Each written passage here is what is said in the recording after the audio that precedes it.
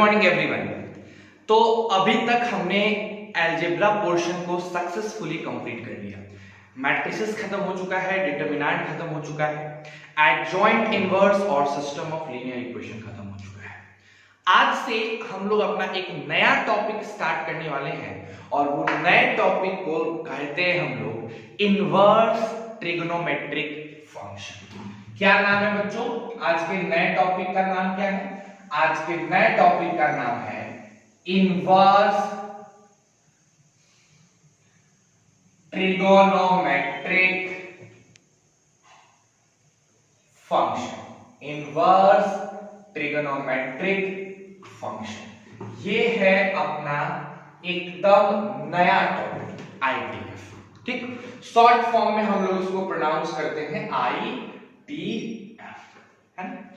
अब देखो, इस चैप्टर को शुरू करने से पहले इस चैप्टर का इंपॉर्टेंस समझना जरूरी है बहुत ही आसान, लेकिन अगर इसको हम लोग डेप्थ में पढ़ेंगे तो इस पे बहुत ही खूबसूरत क्वेश्चंस बनते हैं, बहुत अच्छे टेक्निकल क्वेश्चंस की फ्रेमिंग होती है। ठीक, ध्यान से समझना मेरी बात को। असल में इस आईटीएफ चैप्टर को सबसे ज्यादा अगर कोई यूज करता है तो वो होता है कैलकुलस कोर्स।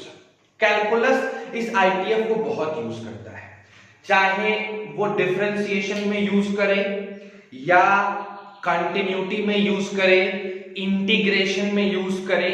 हर वो जगह जहां पे कैलकुलस को ट्रिगोनोमेट्रिक का सपोर्ट चाहिए होता है तो वो डायरेक्ट ट्रिगोनोमेट्रिक के क्वेश्चन को ना यूज करके इनवर्स का यूज करता है, उसके उल्टा का यूज करता है। ठीक है, तो इस चैप्टर पे कमांड करने के लिए दो बातें हमको सबसे पहले समझनी होगी। दो बातें कि भैया अगर कोई भी फंक्शन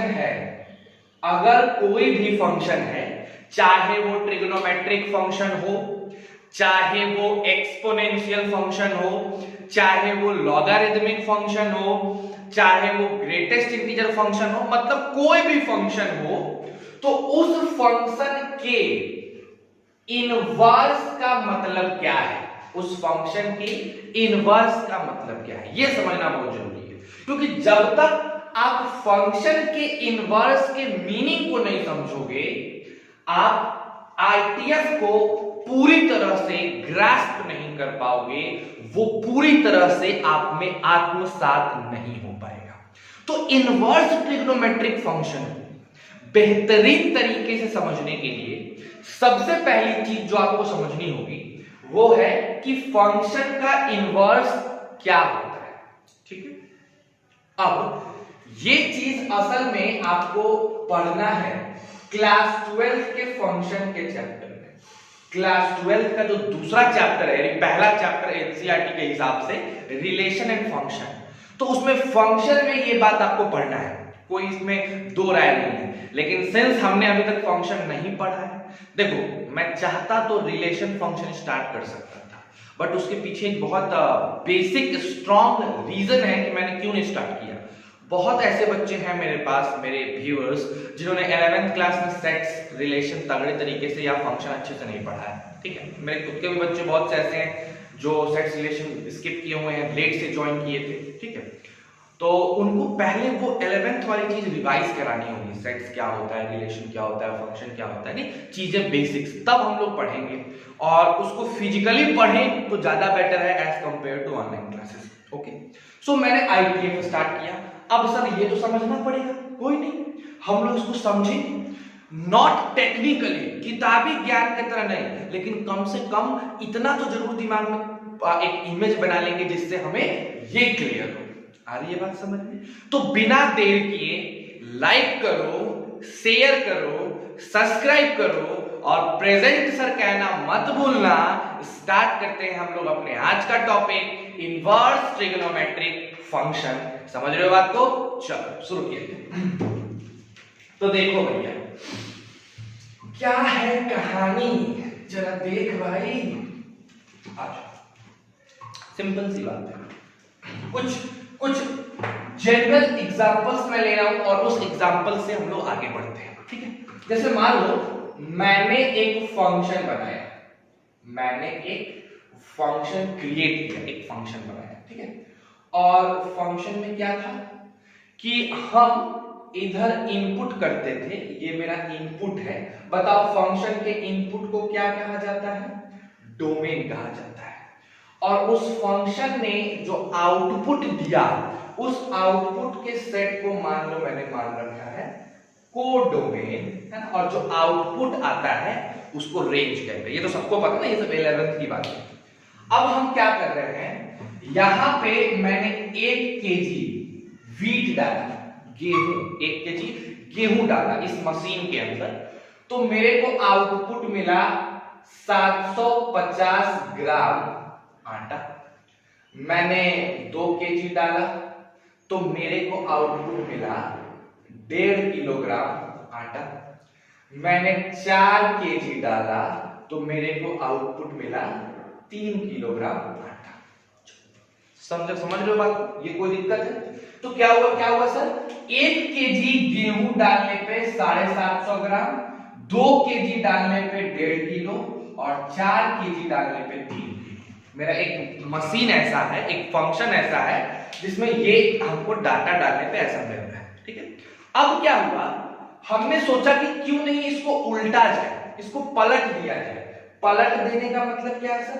पलट देने का मतलब क्या है, यानी हम अब क्या करते हैं कि गेहूं डालते हैं 750 ग्राम और कोशिश करते हैं कि इधर आटा डालते हैं 750 ग्राम। ये मेरा हो गया आटा, समझ लो एक तरीके से फ्लावर समझ लो।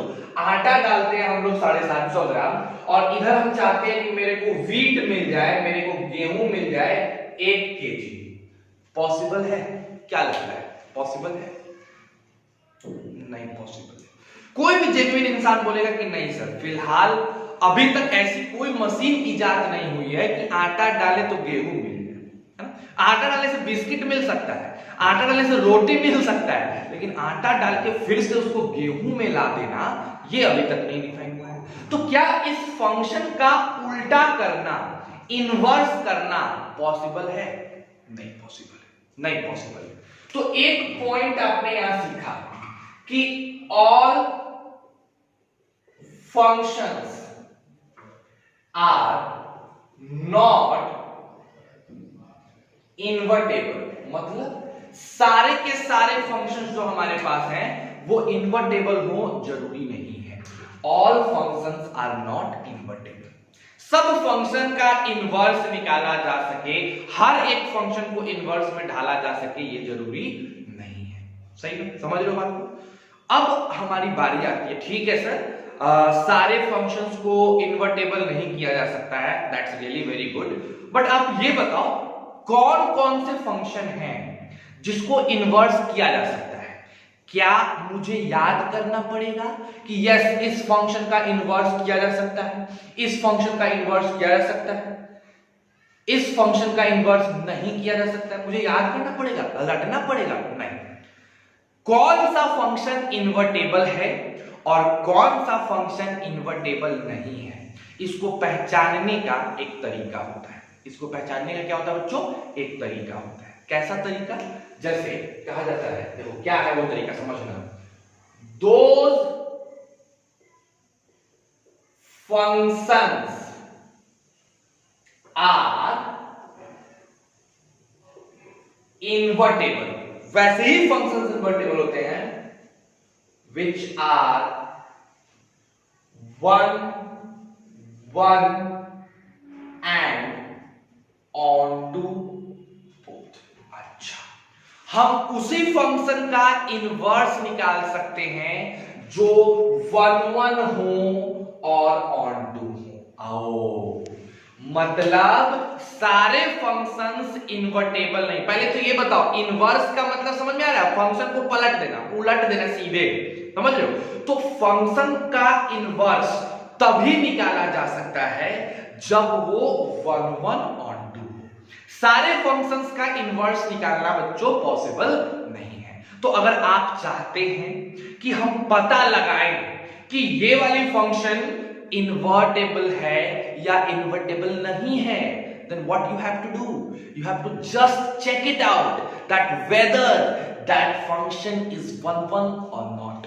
If that function is 1 1 and onto both, then we definitely find the inverse of that function. अगर कोई फंक्शन 1 1 है और onto है तो उसका इनवर्स निकालना पॉसिबल है। ठीक, बहुत बढ़िया सर, बहुत अच्छे से दो बातें क्लियर हो गई कि फंक्शन का उल्टा करना, इनवर्स करना हर फंक्शन के लिए पॉसिबल नहीं है। उन्हीं फंक्शन का इनवर्स निकाला जा सकता है, उसी फंक्शन को इनवर्स किया जा सकता है जो फंक्शन 1 1 onto हो। Very good.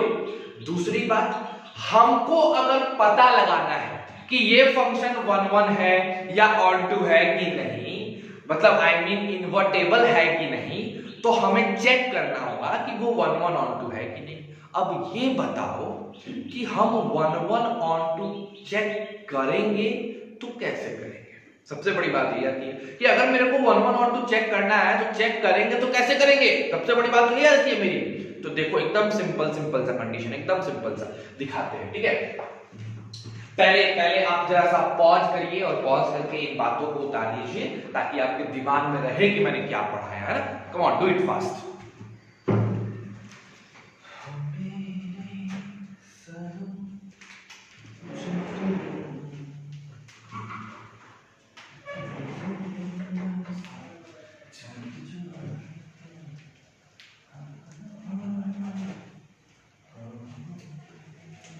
देखिए आपने क्या बताया?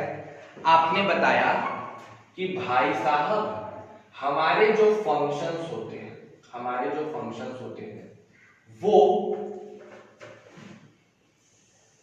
इन्वर्टेबल तभी होंगे जब वो 1 1 हो और 1 1 के साथ onto, दोनों अगर होते हैं तो फंक्शन इन्वर्टेबल होता है, मतलब उसका इन्वर्स निकाल सकते हैं।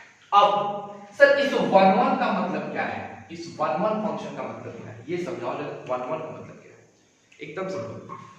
मैंने 11th क्लास में भी इस बात को समझाया है कि 1 1 फंक्शन क्या होता है, onto फंक्शन क्या होता है, बट फिर मैं एक बार थोड़ा सा और हिंट दे देता हूं। देखो क्या है, समझना मेरे को। पहले हम बुकिश डेफिनेशन पढ़ते हैं, पहले बुकिश डेफिनेशन पढ़ते हैं। 1 1 फंक्शन क्या कहता है? Let fx be a function. fx एक फंक्शन है, ठीक है, डिफाइंड फ्रॉम a टू, कहां से कहां डिफाइंड है? a to. अब क्या करो कि आप दो एलिमेंट लो, if x1 and x2 are two elements, कहां से बताओ, कहां से? फ्रॉम ए, उसके डोमेन से, इस फंक्शन के डोमेन से मैंने दो एलिमेंट ले लिया x1 x2, और फिर हमने क्या किया? f of x1 को f of x2 के बराबर किया। ठीक है भाई, x के जगह x1 रखे होंगे कुछ मिला होगा, x के जगह x2 रखे होंगे कुछ मिला होगा, और इसको सॉल्व करते गए, ये सिंपलीफाई करते गए, सॉल्यूशन करते गए, तो क्या मिला? अगर x1 बराबर x2 मिल गया, x1 बराबर x2 मिल गया, तो इस कंडीशन में ये फंक्शन क्या कहलाता है? 1 1 कहलाता है। अब जरा समझो, ये तुमको उतना डेप्थ में नहीं समझ में आएगा जब तक डेप्थ में समझाया ना जाए। ठीक, इस चीज को समझने के लिए आपको फंक्शन चैप्टर पे जाना पड़ेगा और वहां से जाके चीजें समझनी पड़ेगी, but not a big deal, मैंने बस ऐसे ही बताया है। ठीक, अब एग्जैक्टली कैसे पता लगाते हैं कि कोई फंक्शन 1 1 है कि नहीं है? ठीक, तो समझना, अगर कोई फंक्शन है तो मैंने तुम लोग को सिखाया है कि फंक्शन माने मैथ्स का मशीन, मैथमेटिकल मशीन को ही फंक्शन कहा जाता है। अब कोई मशीन है तो उस मशीन में अगर आपने एक इनपुट डाला तो उस इनपुट के लिए एक आउटपुट निकलेगा। ठीक है, दूसरा इनपुट डाला तो उसके लिए दूसरा आउटपुट निकलेगा, तीसरा इनपुट डाला तो तीसरा आउटपुट निकलेगा। ठीक, जैसे एक छोटा सा एग्जांपल ले लो, मान लो मैंने एक मशीन बना के रखी है, मान लो कि मैंने यहाँ पे एक छोटा सा मशीन बना के रखा है, मैं यहाँ पे नाम डालूंगा बच्चे का तो इधर वेट देगा, नाम डालूंगा तो इस साइड क्या देगा, वेट। जैसे मानो मैंने नाम दिया राम, तो उसने वेट दिया 40 केजी, राम डालने पे 40 केजी मिला, ठीक है। फिर मैंने डाला नाम राजू, तो राजू को डालने पे मेरे को वेट मिला 50 केजी। फिर मैंने नाम डाला सीता, तो सीता के नाम डालने से मुझे वेट मिला 40 केजी, ठीक है। अब समझना मेरी बात को, यहां इनपुट अलग अलग है, राम और सीता ये इनपुट है, राम इनपुट अलग है, सीता इनपुट अलग है, लेकिन दोनों ही इनपुट का जो आउटपुट आया है बच्चे वो क्या आया है, सेम आ गया है। आउटपुट क्या गया है, सेम आ गया है। समझ रहे हो ना मेरी बात को? यानी हमने फंक्शन के अंदर राम डाला, ठीक है, और हमने फंक्शन के अंदर सीता डाला, तो राम और सीता का जो आउटपुट आया वो सेम आया, 40 इसका भी 40 इसका। लेकिन क्या मेरा राम सीता के बराबर है? क्या मेरा इनपुट बराबर है? नहीं बराबर है, तो ये फंक्शन 1 1 नहीं होगा। मेरे कहने का मतलब है हम उन्हीं फंक्शन को 1 1 कहते हैं जिसमें अगर इनपुट का कनेक्शन, अगर एक इनपुट का कनेक्शन किसी एक कोडोमेन के एलिमेंट यानी किसी एक आउटपुट से हो गया है, किसी एक इनपुट का कनेक्शन किसी एक आउटपुट से हो गया है, तो इस आउटपुट का कनेक्शन किसी दूसरे इनपुट से नहीं होना चाहिए। मेरी बातों को एकदम ध्यान से गौर से समझने की कोशिश करो मेरे बच्चों, क्योंकि देखो तुमने फंक्शन नहीं पढ़ा है, तुम्हारे पास फंक्शन की बेसिक्स नहीं है, और बिना बेसिक्स के मैं तुमको 1 1 और 2 समझा रहा हूं, तो बड़े ध्यान से देखो, समझना मेरी बात को। जैसे मान लो यहाँ A है, यहाँ B है, यहाँ C है, यहाँ D है, यहाँ 1 है, 2 है, 3 है, 4 है, ठीक है। अगर A डालने पे मेरे को 2 मिल चुका है, तो अब ये दो B, C या D के डालने पे नहीं मिलेगा। एक इनपुट अगर किसी आउटपुट से कनेक्ट हो चुका है, अगर एक इनपुट किसी आउटपुट से कनेक्ट हो चुका है, तो ये आउटपुट अब किसी दूसरे इनपुट का नहीं होना चाहिए। समझ रहे हो बात को? तो उसको क्या कहते हैं, 1 1 फंक्शन कहते हैं। यानी एक इनपुट के लिए आउटपुट कितना मिले, बस एक मिले, और वो आउटपुट फिर किसी दूसरे से, मान लो अगर मैंने इसको C से भी इसको कनेक्ट कर दिया, तो देखो अलग अलग का एक ही से कनेक्शन आ गया, तो 1 का 1 से थोड़ी रहा, ये तो 2 का 1 से हो गया। तो 1 1 कहने का मतलब होता है कि एक इनपुट का जो आउटपुट आ गया, अब वो आउटपुट किसी दूसरे इनपुट का नहीं आ सकता है। समझ गए? जैसे एक छोटे से एग्जांपल से समझो, मान लो यहां देखो, मान लो मैंने लिखा f of x is equal to x square, ठीक है। अगर मैं x को 2 रखूं तो मेरे को f of 2 जो है वो 2 का स्क्वायर यानी 4 मिलेगा, और अगर मैं x को -2 रखूं तो f of -2 भी मेरे को -2 का स्क्वायर 4 मिलेगा। तो एक ही आउटपुट 2 से भी मिला और -2 से भी मिला, 2 से भी मिला और -2 से भी मिला, तो फिर 2 से भी मिल गया, -2 से भी मिल गया, तो क्या ये 1 1 है? एक आउटपुट बस एक ही इनपुट से मिलना चाहिए, दूसरे किसी इनपुट से नहीं मिलना चाहिए, तो ये क्या कहलाएगा, 1 1 कहलाएगा। देखो टेंशन मत लो, बात समझो, बहुत प्रेशराइज करके 1 1 को नहीं समझना है। तुमको प्रूफ करने को नहीं बोलेगा कि इसको प्रूफ करो इनवर्स ट्रिग्नोमेट्रिक फंक्शन को, भाई नाम है इनवर्स, तो प्रूफ क्या करना है? जब प्रूफ करना होगा फंक्शंस में हम लोग बहुत बढ़िया से इस चीज को पढ़ेंगे, बहुत डेप्थ में पढ़ेंगे, ठीक है। अभी मैं शॉर्ट में बता रहा हूं कि 1 1 का एक्चुअली दिमाग में बात आ जाए, क्योंकि मुझे इनवर्स को डिफाइन करना है, ठीक है। तो एक फंक्शन 1 1 कब होता है, बस ये याद रखो जो मैं बोल रहा हूं, एक फंक्शन 1 1 कब होता है, जब उस फंक्शन में हर एक इनपुट के लिए, हर एक अलग अलग इनपुट के लिए अलग अलग आउटपुट मिले। समझना मेरी बात को, मैं लिख रहा हूं यहां पे 1 1 कौन होता है, तो क्या लिखेंगे, if for all different input there must be different output, है ना। हर एक डिफरेंट इनपुट के लिए उनका आउटपुट क्या होना चाहिए, अलग होना चाहिए। हर एक डिफरेंट इनपुट अगर डिफरेंट है तो आउटपुट भी डिफरेंट होना चाहिए। समझ रहे हो बात को? तो वो फंक्शन क्या कहलाएगा, बताओ क्या कहलाएगा, 1 1 कहलाएगा। क्लैरिटी है? अब इसको जरा थोड़ा सा उतार लो। ये बात ध्यान रखना कि किसको कहते हैं 1 1। देखो बहुत डेप्थ में बता ही नहीं रहा हूं, तो उतने अच्छे से क्लियरिटी भी नहीं आएगी आपको, लेकिन भाई एक जरूरत के हिसाब से क्लैरिटी चाहिए, जो कि बस इस स्टेटमेंट को याद रखो कि for all different input, for all different input there must be different output. तो हम उसको क्या कहेंगे, 1 1। अलग अलग इनपुट के लिए अलग अलग आउटपुट होना चाहिए, अलग अलग इनपुट के लिए अलग अलग आउटपुट होना चाहिए। ठीक है, समझ रहे हो बात को? बस एकदम इतना याद रखो कि एक फंक्शन 1 1 तभी है जब अलग अलग इनपुट के लिए अलग अलग आउटपुट हो। ठीक है, चलो ये स्टेटमेंट याद रखना गौर से, अलग अलग इनपुट के लिए अलग अलग आउटपुट हो। पहले इसको उतारो फिर आगे बढ़ते हैं।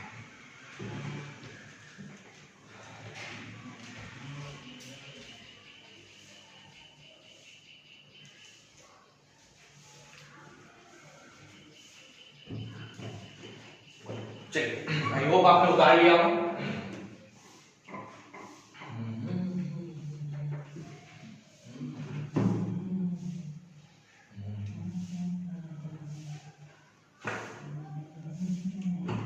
तो 1 1 का तो बड़ा सीधा केस है सर, अलग अलग इनपुट के लिए अलग अलग आउटपुट, अलग अलग इनपुट के लिए अलग अलग आउटपुट। ठीक है, अच्छा, वेरी गुड, काफी अच्छी बात है। अब आते हैं सर जी, अगर मेरे को ग्राफ दे दे, अगर हम यहां पे टॉपिक लगा रहे हैं how to check the 1 1 function by graph, graph से 1 1 फंक्शन को कैसे चेक कर सकते हैं, ग्राफ से 1 1 फंक्शन को कैसे चेक कर सकते हैं, समझो मेरी बात। हम पहला ग्राफ लेते हैं, f of x is equal to mod x का ग्राफ। कैसा बनेगा बच्चों? भाई इसमें तो आप महारत हासिल करके बैठे हो, मॉड x का ग्राफ ऐसे बनता है, विक्ट्री साइन। अब मुझे पता लगाना है कि ये 1 1 है कि 1 1 नहीं है। चलो बड़ी अच्छी बात है, मेरे को पता लगाना है कि ये 1 1 है कि 1 1 नहीं है। तो इसके लिए बस सिंपल सा टास्क करो, एकदम सिंपल सा टास्क। इस टास्क को हम लोग कहते हैं हॉरिजॉन्टल लाइन टेस्ट। आपको नहीं दिख रहा होगा, मैं बताता हूं सिंपल, हम अपने शब्दों में बोलते हैं सोया डंडा जांच। क्या करेंगे? सोया डंडा जांच करेंगे। क्या है? एक सोया हुआ डंडा खींच दो, ये डंडा अगर ग्राफ को 2 जगहों पे काटेगा या 2 से ज्यादा जगहों पे काटेगा तो वो 1 1 नहीं है। सोया डंडा हॉरिजॉन्टल लाइन अगर ग्राफ को 1 से ज्यादा जगहों पे काटता है, 1 से ज्यादा जगहों पे काटता है, तो ये 1 1 का ग्राफ नहीं है। क्यों? क्योंकि अगर यहाँ पे तुम -2 रखोगे तब भी 2 मिलेगा, 2 रखोगे तब भी 2 ही मिलने वाला है। तो 1 1 है क्या? नहीं है। उसी तरीके से यहां तो अगर मैं ग्राफ बना दूं f of x is equal to x², ठीक, जरा देखो इस ग्राफ को, ऐसे ग्राफ। कोई दिक्कत है? कोई दिक्कत इस ग्राफ में? अब यहां पे हमने बनाया सोया डंडा, ठीक है। सोया डंडा बनाने में ग्राफ कितने जगहों पे काटा है भैया? कितने जगहों पे ग्राफ ने कटिंग की है? 2 जगहों पे, एक यहां एक यहां। क्या ये 1 1 है? नहीं, क्योंकि -2 रखने पे भी 4 मिलेगा, 2 रखने पे भी 4 मिलेगा, यानी यहां पे भी और यहां पे भी सेम चीज नहीं। ठीक, नेक्स्ट अगर हम तुमसे कहें इसके बारे में तुम्हारा क्या विचार है, f of x is equal to x³ का ग्राफ, ठीक, तो आप क्या कहोगे? सर x³ का ग्राफ तो ऐसे बनता है, ऐसे समवॉट लाइक दिस। मेरी थोड़ी सी ड्राइंग कमजोर, ऐसे बनता है ना। अब यहाँ पे सोया डंडा बनाओ, यहाँ सोया डंडा बनाओ, टक भैया कितने जगह काटा, ऊपर नीचे कहीं बना दो, टक टक टक टक टक टक टक टक टक टक मशीन की तरह ऊपर नीचे कर रहा है, कहीं पे भी इसको ले जाओ स्कैनिंग मशीन की तरह, एक ही जगह काटेगा ना, तो ये मेरा 1 1 फंक्शन हो जाएगा। ठीक है। तो 1-1 फंक्शन के ग्राफ से पता लगाने का सबसे बेस्ट तरीका है सोया डंडा टेस्ट। एक डंडा को खींचो, उसको ऊपर नीचे ले जाओ, जितने अगर एक से ज्यादा जगह काटा है तो 1-1 नहीं है, लेकिन अगर सिर्फ एक जगह काटा है तो 1-1 है। आ रही है बात समझ में? कोई दिक्कत यहां पे नहीं। अब एक बच्चा आया, बोला कि सर एक बात बोले। मैंने बोला बोलो। क्या इस मॉडेक्स के ग्राफ को 1-1 बनाया जा सकता है, या क्या इस x स्क्वायर के ग्राफ को 1-1 बना सकते हैं? क्या कह रहे हो तुम कह रहे हो कि f of x is equal to x square के ग्राफ को क्या हम 1-1 बना सकते हैं? तो हाँ, एकदम बना सकते हैं। क्या करते हैं कि इसका हम डोमेन फिक्स कर देते हैं। समझो मेरी बात को, इसका डोमेन हम रखते हैं रियल पॉजिटिव से लेके होल रियल नंबर। समझ लो, इसका डोमेन किधर रखते हैं? r प्लस से r। तो जब डोमेन r प्लस हो गया तो इधर का तो ग्राफ बनेगा ही नहीं, ये वाला तो ग्राफ होगा ही नहीं, और जब ये वाला ग्राफ नहीं होगा तो ग्राफ तो बस ऐसा ही बनेगा, क्योंकि मुझे x नेगेटिव में लेना ही नहीं है। जब हम x नेगेटिव में ले लेंगे तो क्या इधर वाला ग्राफ बनेगा? नहीं बनेगा। अब अगर हम सोया डंडा टेस्ट करें मेरे बालक, तो हर बार एक ही जगह में काटेगा, तो ये बन गया, ये 1-1 बन गया। ठीक है। तो देखो मैंने ये क्यों बताया, सबसे बड़ी चीज फिर से मैं एक बार कंक्लूड कर रहा हूं। 1-1 फंक्शन क्या होता है? वैसे फंक्शन को 1-1 कहते हैं जिसमें अलग अलग इनपुट के लिए अलग अलग आउटपुट आए। सिंपल बात याद रखो, एकदम देसी शब्दों में। दूसरी चीज, एक फंक्शन के ग्राफ से अगर 1-1 पता लगाना है तो एक हॉरिजॉन्टल लाइन खींचो, सोया डंडा खींचो, और उसको देखो कि वो लाइन ग्राफ को कितने जगहों पे काट रहा है। अगर वो लाइन ग्राफ को एक से ज्यादा जगहों पे काटता है तो हम तब कहेंगे कि ये 1-1 फंक्शन नहीं है, लेकिन अगर एक जगह पे काटेगा तो हम उसको क्या कहेंगे? 1-1 फंक्शन कहेंगे। ठीक है। दूसरी चीज, अगर कोई फंक्शन 1-1 नहीं है तो हम उसके डोमेन में बदलाव लाके, अगर कोई फंक्शन 1-1 नहीं है तो हम उसके डोमेन में बदलाव लाते हैं, और डोमेन में बदलाव लाके उस फंक्शन को 1-1 बना सकते हैं। आ रही है बात समझ? तो ये बड़ा रिमार्केबल पॉइंट है, मैं यहां लिखता हूं, यहां लिखता हूं, उस पॉइंट को रखना। We can convert a function into 1-1 by transforming its domain। उसके डोमेन में बदलाव लाके हम फंक्शन को 1-1 बना सकते हैं। ये काम आएगा, ये स्टेटमेंट आगे काम आएगा, अभी तुरंत काम आएगा, इसको पहले ध्यान से रखो। ठीक, इसको उतार लो। आई होप आपको 1-1 फंक्शन पहचानना आ गया होगा। इसको पहले उतारो, फिर हम आगे बढ़ते हैं। ठीक है।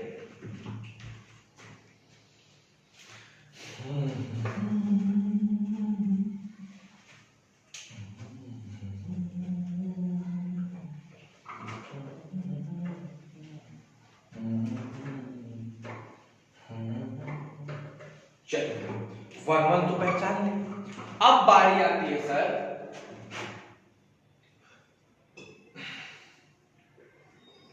On to function. तो भैया ऑन टू फंक्शन बहुत ही सिंपल है, बहुत ही ज्यादा सिंपल। कहा जाता है अगर किसी फंक्शन का रेंज उस फंक्शन के कोडोमेन के बराबर हो गया तो हमारा वो फंक्शन कैसा है? Onto. भैया कोडोमेन पता, रेंज पता, अगर रेंज और कोडोमेन बराबर हो जाए तो उस फंक्शन को हम लोग क्या कहते हैं? ऑन टू कहते हैं। ठीक, चलो बहुत सुंदर बात। फिर से सारी चीजों को रिवाइंड अप करते हैं। चलो एकदम ध्यान से सुनना। सर किसी भी फंक्शन का इनवर्स निकल जाए ये जरूरी नहीं है। हम उन्हीं फंक्शन का इनवर्स निकाल सकते हैं जो फंक्शन 1-1 और ऑन टू हो। क्लैरिटी, एकदम श्योरिटी। अब कोई फंक्शन 1-1 होगा, कैसे पता लगाएंगे? पहला कि 1-1 होने के लिए उस फंक्शन का हर एक अलग अलग इनपुट के लिए अलग अलग आउटपुट मिलना चाहिए, और अगर ग्राफ से पता लगाना है तो अगर हॉरिजेंटल लाइन फंक्शन के ग्राफ को एक से ज्यादा जगहों पे काटेगा तो वो फंक्शन 1 1 नहीं होगा, लेकिन अगर एक जगह पे काटेगा तो वो फंक्शन 1 1 होगा। दूसरी बात, सर ऑन टू फंक्शन क्या होता है? वो फंक्शन जिसका रेंज उसके कोडोमेन के बराबर हो जाए उस फंक्शन को हम लोग ऑन टू कहते हैं।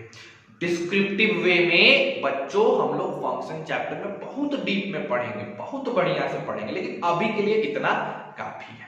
एक और महत्वपूर्ण बात, सर किसी फंक्शन के डोमेन को बदल के हम उस फंक्शन को 1 1 बना सकते हैं, ठीक है? तो ये बात एक ध्यान रखना है, ठीक है? चलो, और रेंज को बदलते हैं, अगर रेंज को बदले तो वो फंक्शन क्या बन जाएगा? वो फंक्शन क्या बन सकता है? ऑन टू बन सकता है, ठीक है? तो ये भी बात ध्यान रखना है। अब आते हैं अपने मेन काम पे, ठीक है? चलो उतार लो इसको।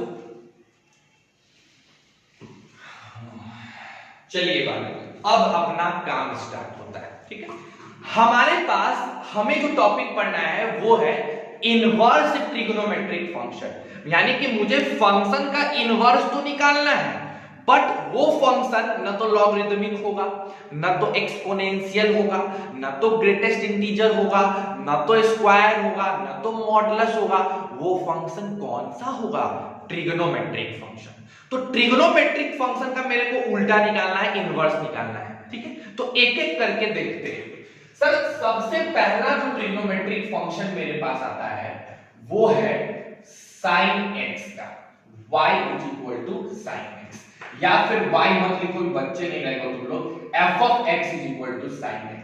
अगर मैं इस फंक्शन के डोमेन की बात करूं तो ये रियल नंबर से लेके रियल नंबर तक डिफाइन होता है ना? अगर हम इस फंक्शन के डोमेन और कोडोमेन का बात करें तो ये रियल से रियल डिफाइन होता है, ठीक है? यानी इस फंक्शन का डोमेन क्या है मेरे बालक? sin x का डोमेन क्या है? पूरा का पूरा रियल नंबर। और अगर मैं इस फंक्शन के कोडोमेन की बात करूं तो हम लोग कोडोमेन भी क्या लेते हैं बताओ? Real number. और अगर मैं पूछूं इस फंक्शन का रेंज बताओ तो रेंज बताओगे आप कहां से कहां? -1 से 1, वो भी कौन सा इंटरवल? Closed interval. अब जरा इसकी ग्राफ को बनाते हैं, ग्राफ से मेरे को बहुत बातें क्लियर होगी। आ जाओ देखो ध्यान से।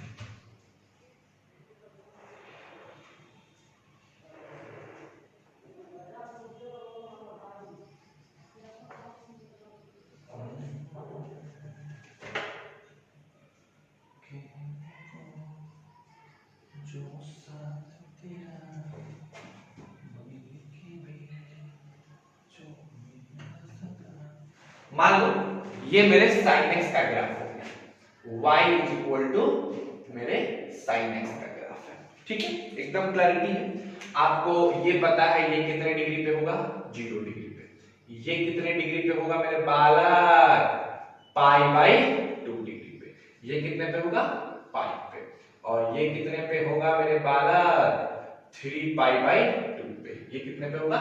2π पे। Come to this time.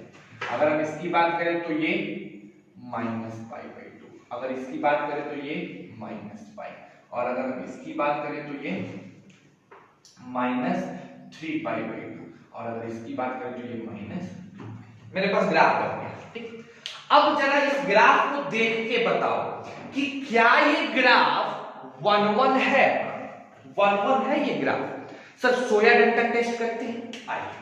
हमने जैसे ही सोया डंडा टेस्ट किया, बाप रे बाप, एक जगह, दो जगह, तीन जगह, चार जगह, -2π से 2π के बीच में 4 जगह काट दिया। अगर पूरा रियल नंबर लें तब तो पता नहीं कितना जगह काटेगा।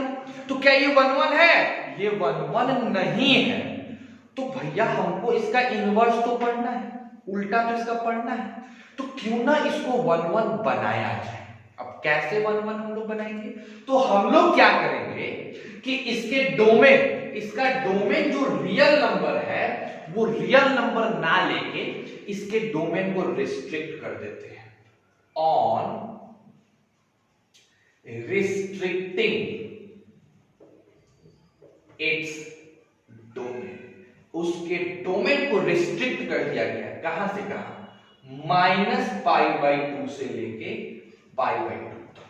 जैसे ही तुमने इसके डोमेन को रिस्ट्रिक्ट किया -π/2 से π/2, तो अब आपका जो ग्राफ है बच्चों, यहां ध्यान देना, मैं थोड़ा सा इसको डार्क कर रहा हूं, थोड़ा सा इसको मैं बोल्ड कर रहा हूं, ध्यान से देखो एकदम इसको।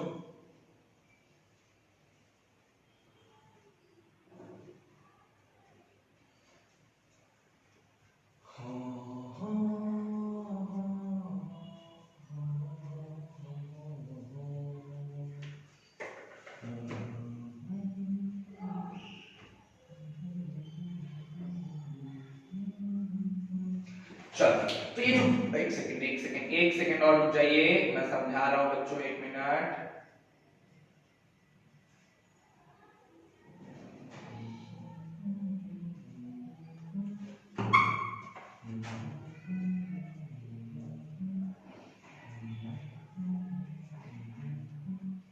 चलो देखिए क्या, अगर अब इस ग्राफ को देखो तो सर जैसे ही मैंने इसके डोमेन को -π/2 से π/2 के बीच में लाया, तब मेरा सोया हुआ डंडा इसको मात्र एक जगह पे काटा है। यानी अगर मैं इसके डोमेन को -π/2 से π/2 में सीमित कर दूं, -π/2 से π/2 में लिमिटेड कर दूं, तो इस लिमिट में, इस सीमित वैल्यू में ये फंक्शन मेरा 1 हो जाएगा। अभी ऑन टू नहीं हुआ है मेरे वाले, इसका इनवर्स निकालना अभी भी पॉसिबल नहीं है। अगर मैंने इसके डोमेन को रिस्ट्रिक्ट कर दिया, कहां से कहां कर दिया, -π/2 से π/2 कर दिया, तो ये फंक्शन, ये y sin x क्या बन गया बताओ, 1 बन गया। पहले ये 1 नहीं था, लेकिन अब ये 1 बन गया।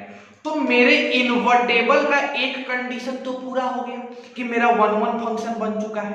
अब इसको क्या बनाना है, ऑन टू। तो बनाएंगे बाद में, पहले चेक तो करें कि ये 1 आई मीन ऑन टू है कि नहीं। तो ऑन टू का कंडीशन बताओ, रेंज होना चाहिए कोडोमेन के बराबर। क्या तुमको लगता है कि ये रेंज कोडोमेन के बराबर है?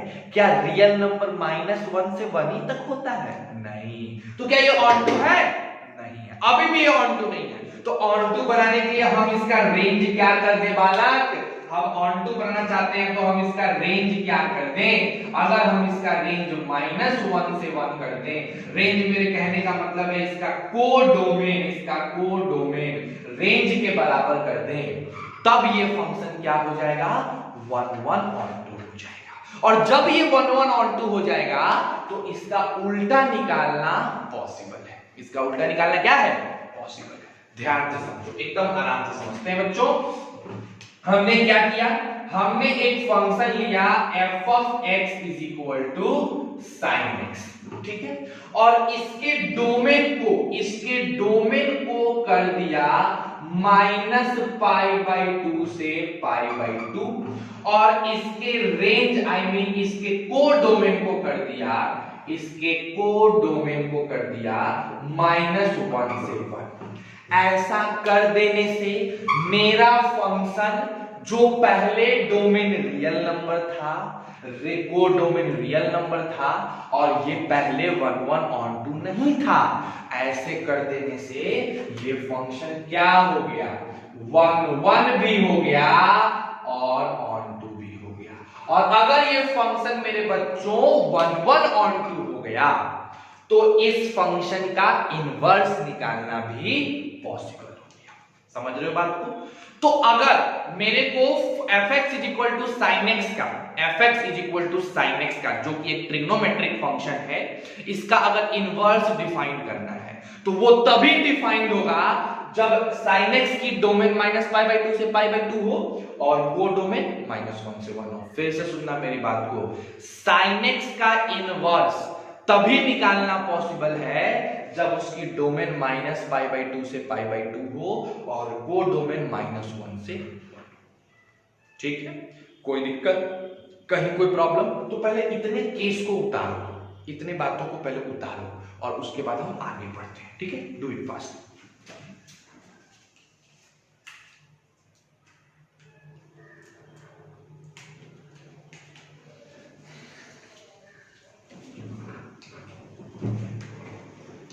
आई होप आपने कर लिया होगा, है ना।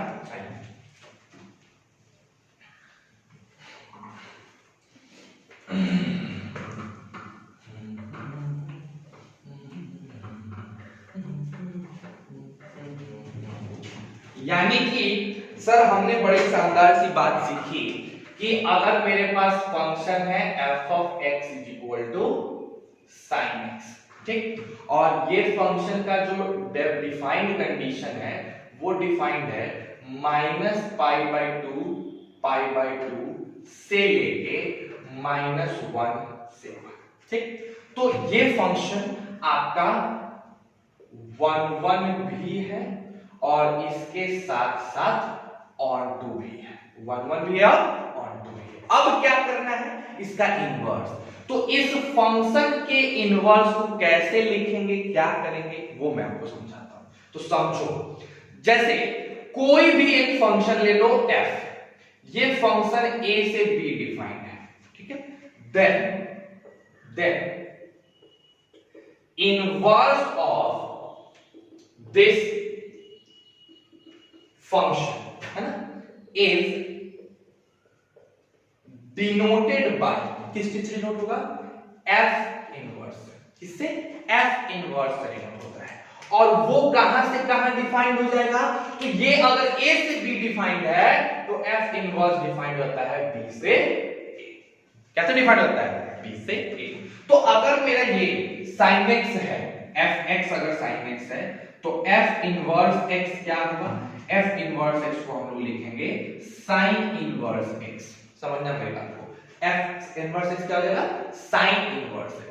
और अगर f मेरा -π/2 से π/2 को 1 तक गया है तो मेरा f इनवर्स -1 से -π/2 से π/2 जाएगा। अब मतलब समझने की कोशिश करो, जब हमारा sin x इनवर्स नहीं था, ट्रिगोनो फंक्शन था, ट्रिगोनोमेट्रिक फंक्शन था, तब x की जगह पे, समझना मेरी बात को, x की जगह पे एंगल डालने से रेशियो मिलता था। जैसे 30 डिग्री डालते थे तो 1/2 रेशियो मिलता था ना, 60 डिग्री डालने से √3/2 रेशियो मिला ना। अब जब ये इनवर्स हो गया तो रेशियो डालोगे तो एंगल मिलेगा, यानी इसके अंदर अगर आप 1/2 डालते हैं, साइन इनवर्स 1/2, तो क्या मिलेगा, ओह 30 डिग्री। साइन इनवर्स √3/2 टक टक टक टक काम करेगा और क्या देगा, 60 डिग्री। साइन इनवर्स 1 टक टक टक टक काम करेगा, क्या देगा, 90 डिग्री। समझ रहे हो बात को। तो अगर यहां ओरिजिनल फंक्शन में एंगल डालने से रेशियो मिलता था तो इसके उल्टे में रेशियो डालने से एंगल मिलेगा, रेशियो डालने से एंगल मिलेगा। तो बहुत काम की बात, बहुत ज्यादा काम की बात, f of inverse x is equal to sin inverse x। ये तभी डिफाइंड है, ये तभी जिंदा रहेगा, ये तभी डिफाइंड रहेगा जब आपका x बिलोंग करेगा -1 से 1, -1 से 1, ये इसका डोमेन हो गया। अगर हम बात करते हैं इसके रेंज की तो इसका रेंज होगा -π/2 से π/2।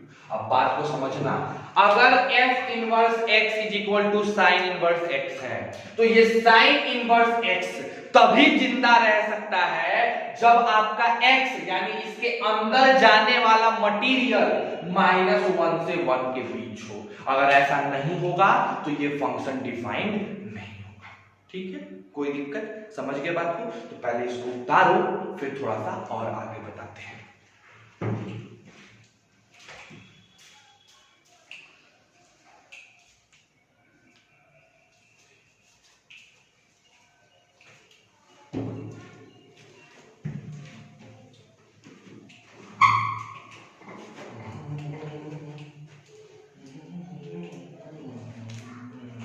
आइए अब जैसे छोटे छोटे क्वेश्चंस बनते, एकदम छोटे छोटे क्वेश्चन बनेंगे। जैसे बनेगा ऐसे, find the domain of sine inverse 2x - 1, इसका डोमेन निकालना है। ठीक है, अच्छा चलो निकालते हैं। डोमेन निकालने का मतलब x का मान निकालना x की वैल्यू निकालना जिसके लिए ये साइन इनवर्स 2x माइनस 1 क्या हो, डिफाइंड हो। तो हम जानते हैं कि साइन के अंदर वाला अगर -1 से 1 के बीच रहा तो साइन जिंदा रहेगा। अंदर वाला पूरा का पूरा ये पूरा अगर -1 से 1 के बीच रहेगा तो साइन जिंदा रहेगा। अब मेरे को पूरा थोड़ी निकालना है, मेरे को तो x निकालना है। अब x कैसे निकालेंगे, तो यहां है -1 अपने मन से ऐड कर दो, 1 ऐड कर दो, है ना, तीनों तरफ 1 ऐड कर दो, ये मिलके हो जाएगा 0, यहां हो जाएगा 2x और यहां हो जाएगा 2। अब 2 से डिवाइड कर दो तो 0/2 टक टक टक, 2x/2 टक टक टक और 2/2 टक टक कट गया। यानी x मेरा 0 से लेके किसके बीच होना चाहिए, 1 के बीच। तो इस फंक्शन का डोमेन क्या आ गया, 0 से 1 आ गया। क्लैरिटी है, समझ रहे हो बात को? अगर समझ रहे हो तो जरा ये वाला क्वेश्चन करके दिखाओ मेरे को, दूसरा नंबर क्वेश्चन करके दिखाओ, देखते हैं कितने लोग कर पाते हैं। Find the domain of f of x is equal to sin inverse 3x plus 4। करके दिखाओ मेरे को एकदम फटाक से, तुरंत। चलिए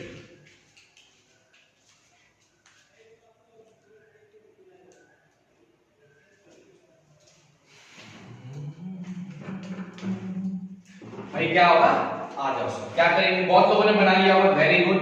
क्या करेंगे सर, अंदर वाला यानी ये अंदर वाला कौन है, 3x plus 4 है।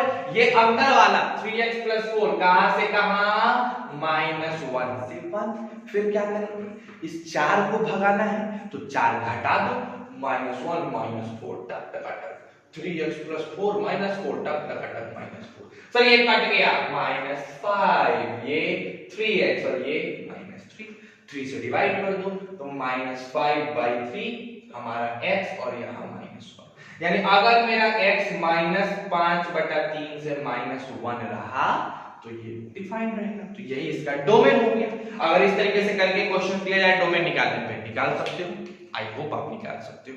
आज का क्लास मैं थोड़ा छोटा ही कर रहा हूँ, 45 मिनट की क्लास कर रहा हूँ, बिकॉज इतनी ही चीजों को आपको समझने में दोबारा हो सकता है वीडियो देखना पड़े, ठीक, तिबारा देखना पड़े, चीजों को थोड़ा बढ़िया से लिखना पड़े, प्रॉपर वे में आपको चीजें बनानी पड़े। तो आज यहीं तक रहने देते हैं, थोड़ा ही सा आज का डेफिनेशन वगैरह यहीं तक काफी है, इससे ज्यादा जरूरत भी नहीं, ठीक है। अब आपका काम है इस वीडियो को कंसंट्रेशन के साथ देखो, तरीके से समझने की कोशिश करो और उसके बाद इसको बनाओ, इस पे जो बताई गई बातें हैं उसको रिवाइज कर लो, ठीक है। कोई होमवर्क नहीं है और ऑनेस्टी के साथ पढ़िए। दूसरी चीज, घर में रहो, खुश रहो, घर वालों को खुश रखो, सेफ रहो, जरूरी है।